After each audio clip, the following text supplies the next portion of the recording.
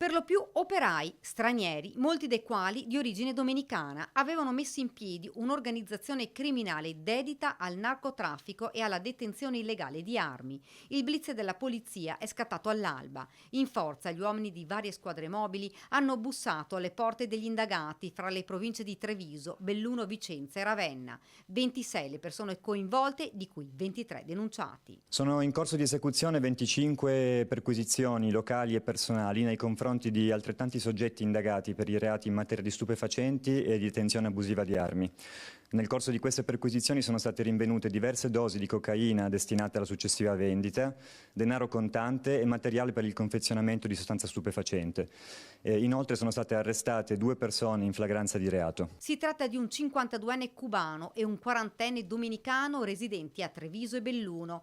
3 le ordinanze di custodia cautelare in carcere emesse su ordine della procura, un dominicano 40enne ritenuto elemento di spicco del gruppo criminale e altri 2 connazionali sudamericani di 44 e 24 anni, anch'essi destinatari di misura cautelare in carcere ma attualmente irreperibili. Altre 8 persone dovranno invece sottoporsi ad interrogatorio.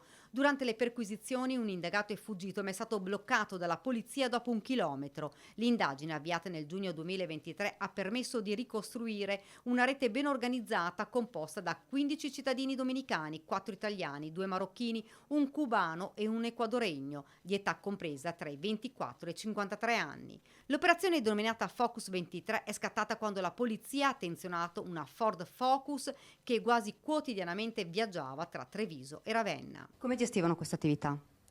La gestivano principalmente trasportando sostanza stupefacente del tipo cocaina su delle autovetture munite di doppio fondo fra le province interessate, vendendole poi a soggetti che a loro volta si occupavano dello spaccio al dettaglio. Il gruppo aveva contatti con esponenti del narcotraffico all'estero. In un caso vi era stato il tentativo di approvvigionarsi un grande quantitativo di cocaina dalla Spagna, bloccato poi dalle autorità locali. Nel corso delle perquisizioni sono state sequestrate diverse dosi di cocaina, 100 grammi tra hashish e marijuana, materiale da confezionamento ed oltre 30.000 euro in contanti.